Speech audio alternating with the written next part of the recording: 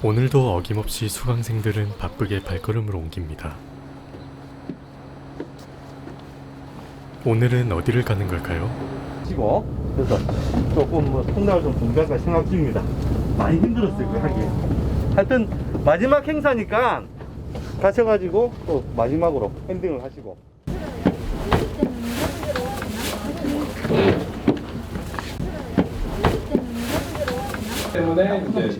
활동을 하기에 앞서 든든하게 기력을 보충해줍니다.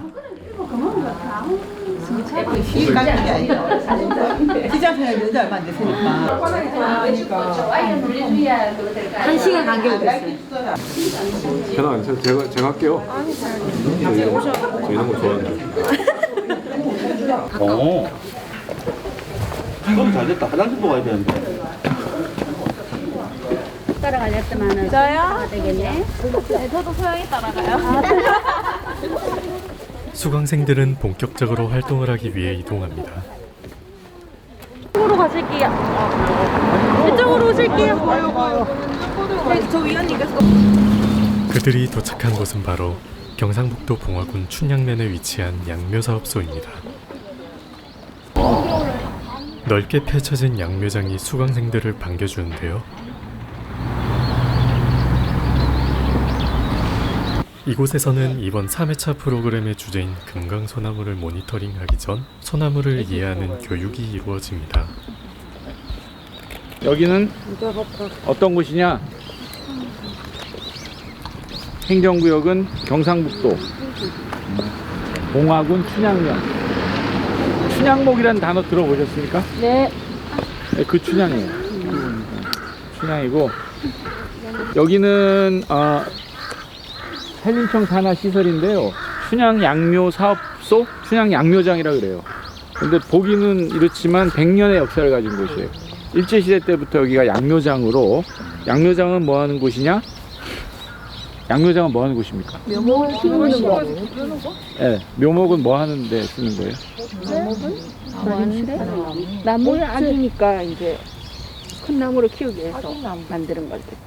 나무의 씨앗, 열매를 따서 씨앗을 분류 정리, 그거를 이제 처음에 건조를 시키고 정선이라는 과정이 있어요. 뭐 복잡한데 쉽게 얘기해서 열매, 솔방울 열매에서 그 씨앗 한 잎. 네. 보통 뭐 나무, 소나무과 종에 따라서 달라요. 그러니까 열매 요거 방울 하나에서 씨앗 100개가 나와요.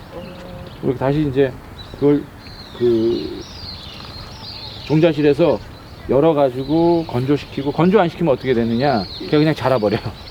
건조시키고 장기 보관할 때 냉동 저장하고 그다음 정선 과정 거쳐가지고 필요할 때 가서 심는 거고.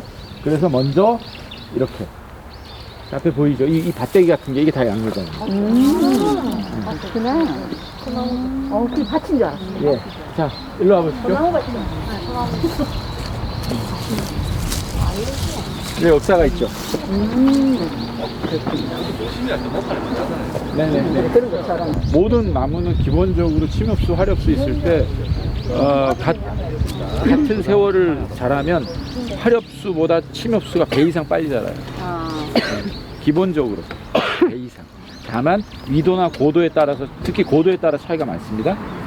같은 소나무라도 300m 있느냐, 800이 있느냐, 1300에 있느냐에 따라서 생장 조건이 많이 달라지죠. 자, 이 말씀을 왜 드리느냐? 지금은 1m 넘는 소나무 찾아보기가 어려워요. 그러나 저기 일제강점기 전에는 2m짜리가 있었어요. 2m. 지름 2m 소나무. 그래서 우리가 우리 땅과 자연의 역사에 가장 아픈 것은 뭐냐? 원시림이 남아있지 않다는 거. 그래서 그 이후의 숲이라는 겁니다. 그렇지만 오늘 우리가 가는 곳은 그 당시 일제시대 때 피해를 입지 않고 지금까지 보존되어 온 그런 숲을 오늘 가시는 거예요. 마지막 남은 원시성에 가까운 조선시대 때부터 보호구역으로 지정되어 온 그 금강소나무 숲을 가셔서, 근데 안타까운 것은 그 숲에 지금 기후 스트레스를 받고 있는 현장을 가셔서 이제 우리 함께 살펴볼 거고요. 오신 김에 대부분 분들은 여기 지나가면서 주민들 빼놓고 이 밭이라고 생각하세요. 그죠? 네. 그래서 오늘 이 두 가지 나무, 소나무와 낙엽선 두 어린 새싹들 한번 관찰하시고 가겠습니다. 네. 여기가 소나무예요.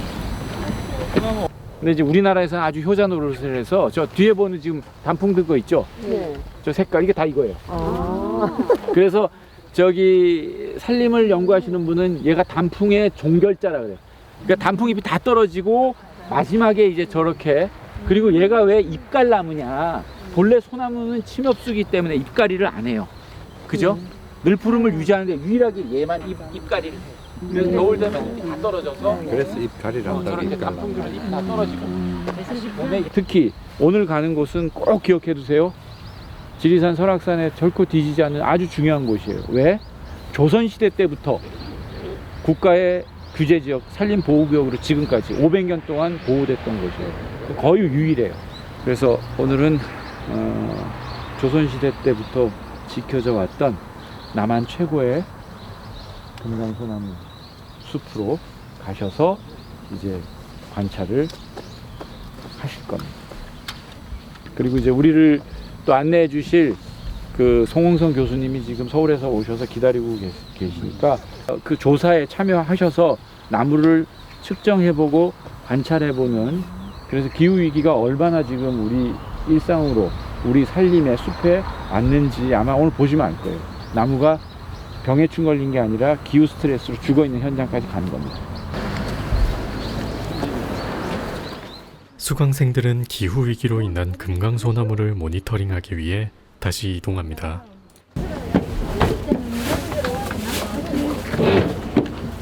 안전을 위해서 중요합니다. 동생이 약간 걸린 것 같은데. 그렇게 얘기하시면 안 돼요. 그래 하다가 이제 이곳은 울진군 금강송면 소광리에 위치한 산림유전자원 보호구역입니다.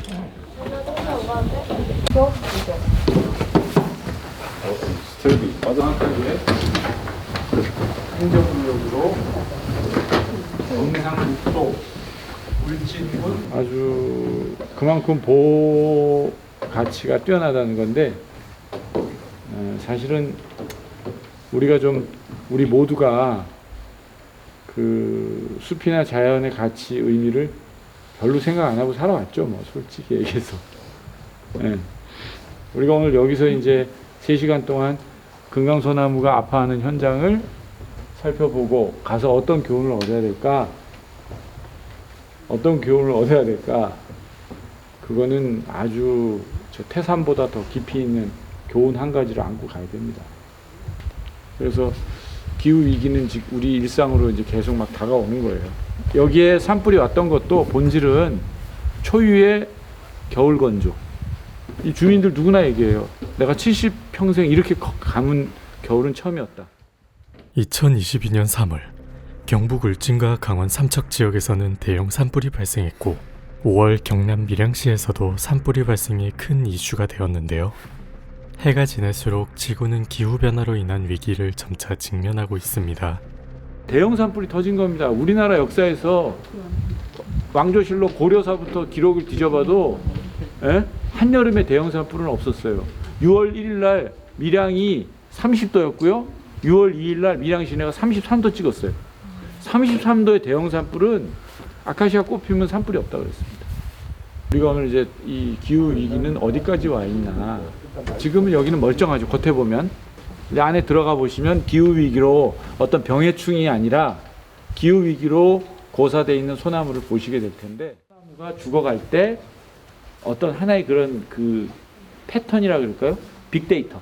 그걸 통해서 소나무의 죽음에 대한 비밀을 우리가 좀 더 알 수 있는 가장 기초적인 조사를 직접 해보시는 거예요. 소위 기후변화, 기후위기, 시민과. 이제 시민들도 정부와 함께 기후변화 현장, 그럼 우리가 뭘 하느냐. 이렇게 직접 와서 여러분들이 죽어가는 소나무를 그냥 바라만 보는 것이 아니라 그 소나무를 직접 조사를 해서 그 조사되어 있는 정보 하나하나 물방울이 모여서 그 물이 계곡에서 하천에서 바다로 가서 큰 바다를 이루듯이 우리의 작은 노력 실천 하나하나가 모여서 기후변화를 대응하는 소중한 정보가 된다. 그걸 직접 오늘 해보시는 겁니다. 현장을 또 자세하게 인도해 주실 교수님이 오셨습니다. 송홍선 교수님 소개드리겠습니다. 예. 실제 그 소나무가 이렇게 죽는 건가라고 하는 부분을 체험을 하면서 같이 한번 이렇게 둘레도 한번 측정을 해보고 높이도 한번 보고 이렇게 하도록 하겠습니다. 수강생들은 교수님을 따라 교육지를 향해 발을 움직입니다. 교수님 오세요. 스텝을 써야 돼요. 스텝을 스킬을 잘 못 쓰시는데 더 잘 쓰게 되시면 훨씬 더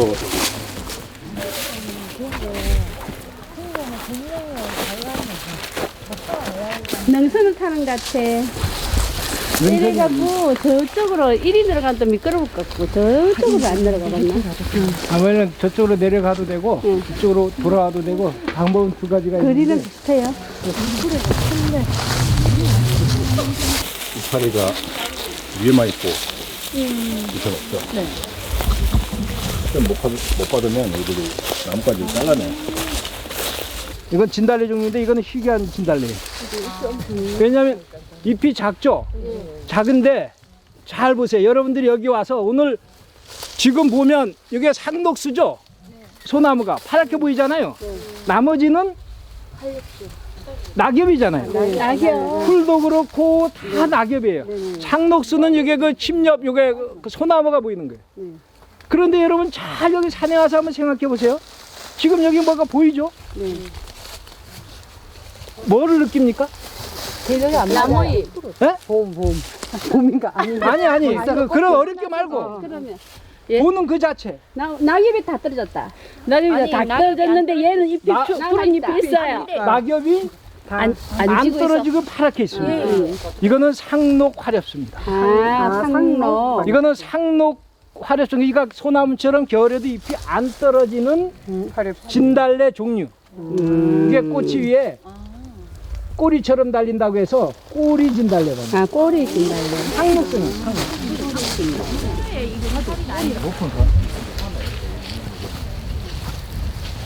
이제 가파른 거 끝났네. 이거 해줘야 돼. 어느 정도 금세 금강소나무가 있는 곳으로 도착했습니다.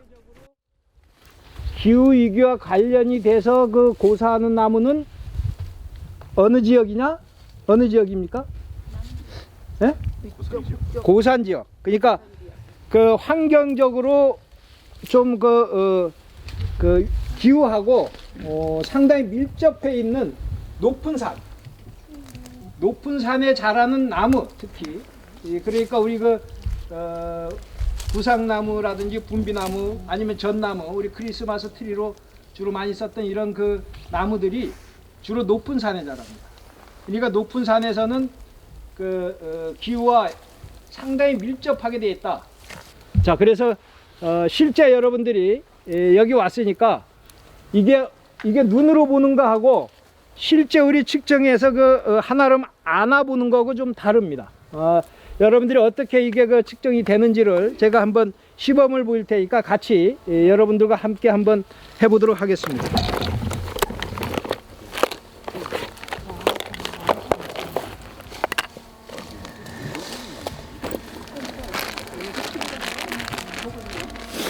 자, 먼저 제가 이거를 소개해 드릴게요. 자, 여러분들이 이 측정을 할 때 측정자가 있습니다. 이렇게 해서는 측정자가 있어요. 그런데 만약에 이런 측정자만에서 이게 직경을 봐야 될 거 아니에요. 이렇게 해서 직경자를 쟀어요.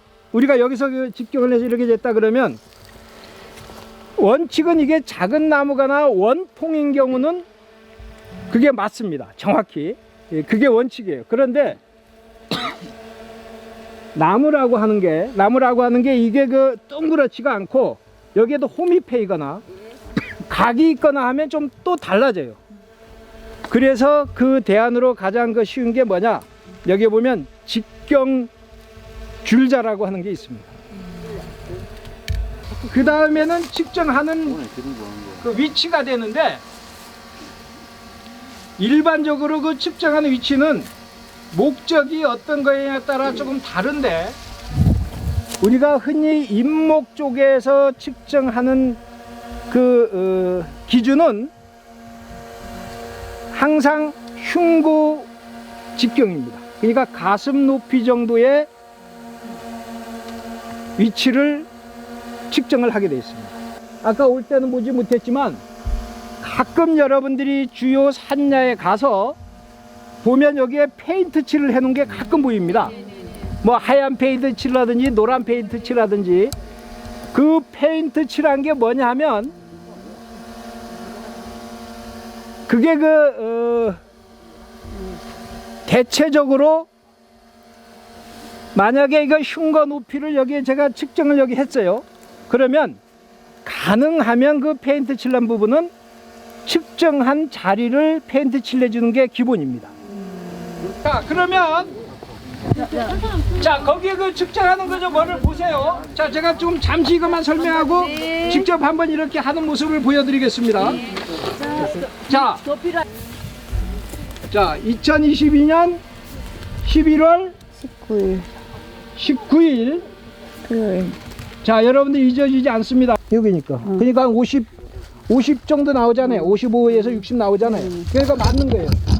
자, 여기 보면 여기도 지금 자, 50 여기 50에서 60 나오죠? 여기에서 여기 써지는 게. 잠깐만요.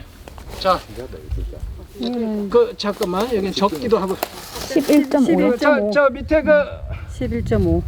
한번 측정 한번 해보세요.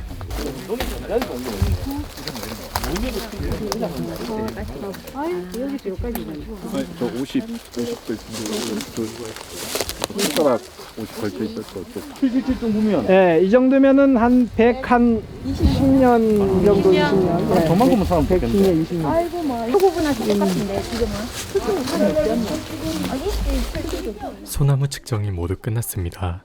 다시 산을 내려가 이동 준비를 합니다. 안 하니까 가능한 거. 네, 그때 벼락나무로 하더라고요. 한다 하더라고요. 주워 들었어요. 원래 이거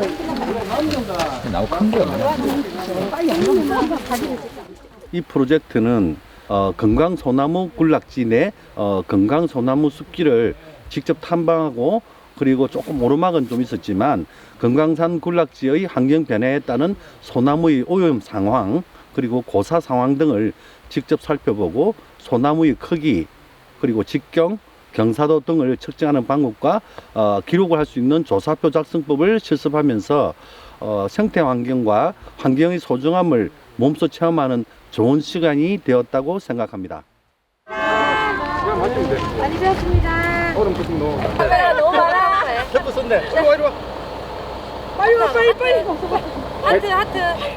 금강소나무 모니터링이 끝난 후 수강생들은 숙소로 이동합니다. 이곳은 국립백두대간 수목원에 위치해 있는 숙소인데요. 이제 서재철 의원님의 환경교육과 제1회 생태환경 디자인 실무교육 수료식이 이루어집니다. 그렇지만 19년에 강풍에 부러졌는데 얘가 왜 부러졌느냐? 얘가 밑둥이고 넘어간 건데 스트레스를 받은 거지. 하면 되는데 식엽수는 겨울에도 그 상태를 그대로 유지하기 때문에 어때요? 네. 외부 환경을 그대로 다 받아들여야 돼요. 어떻게 될지 모르겠는데 다음 세대가 문제죠. 결정적으로. 네. 그러니까 우리의 지금 가장 큰 고민은 뭐냐면, 지구는 이미 대자연이라고 하는 지구는 경고 이상의 그 신음소리를 내는데 여전히 망설이고 있는 거예요. 전 지구에서 이미 경고를 했는데도 불구하고 에이, 아직은 조금 딜레마는 뭐냐? 아까도 말씀드렸다시피 경제를 성장해야 된다는 것과 양립할 수가 없는 겁니다. 그래서 우리가 이제는 그런 시대가 된 건데, 마침 삼방동에서 이런 프로그램을 해서 저는 너무나 뜻깊고 반가웠고, 또 우리 오늘 또 원장님도 같이 교육원장 오셨고 해서 내년에도 만약 이런 프로그램 다시 이어진다면 이제 주변의 자제분들이나 청년들에게 취업도 좋고 다 좋은데 지구를 생각하자. 우리가 진짜 같이 살아야 될 거 아닙니까? 그런 의미에서 그것을 한 번 더 생각하는 시간이었고요. 내일 오전에는 그래서 우리가 뭘 할 수 있지? 라고 했을 때 작은 실천한 현장이 여기서 한 1km 떨어져 있어요. 산책하듯이 가면 너무 좋은데 거기 가서 서식지회 보존원에서 구상나무, 가뭄비 나무를 씨앗을 받아다 키우는 그 현장을 또 한번 보실 겁니다. 오늘은 너무 늦은 시간에 이렇게 힘든 걸 했는데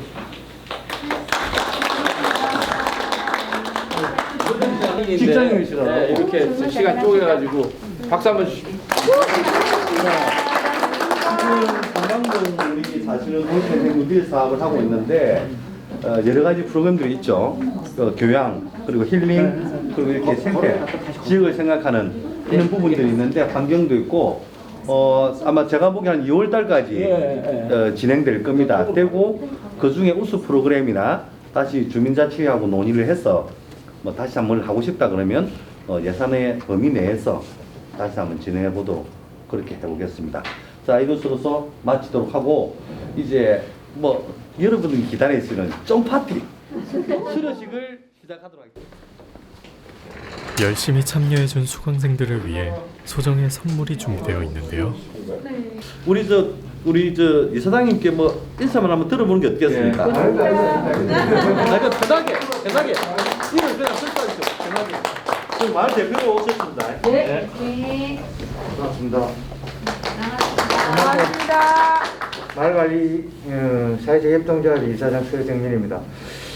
처음부터 같이 이제 쭉 해가지고 행동을 같이 하려고 무척 노력했습니다만 바쁜 일정 속에 조금 여러분들하고 같이 행동을 못 하게 돼서 죄송하다는 말씀을 먼저 드리고 오늘 같이 우리 이제 송 실장님하고 같이 내려오면서 계속 이야기를 했습니다.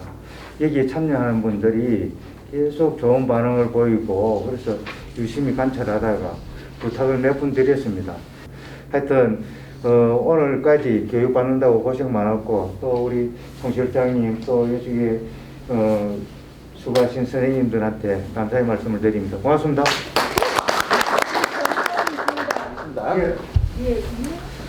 그 김미아님.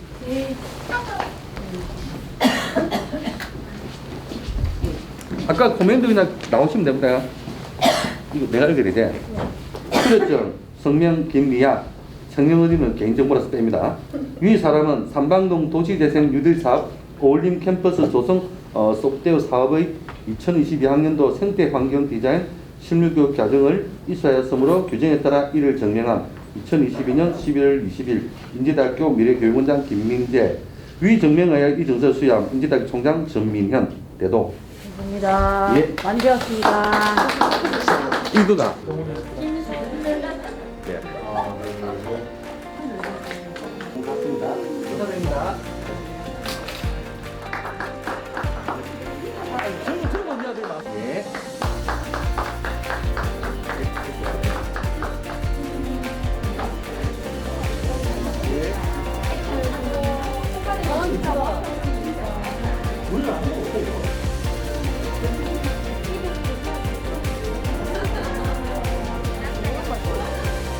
설레는 마지막 활동을 앞두고 하루가 저물어 갑니다.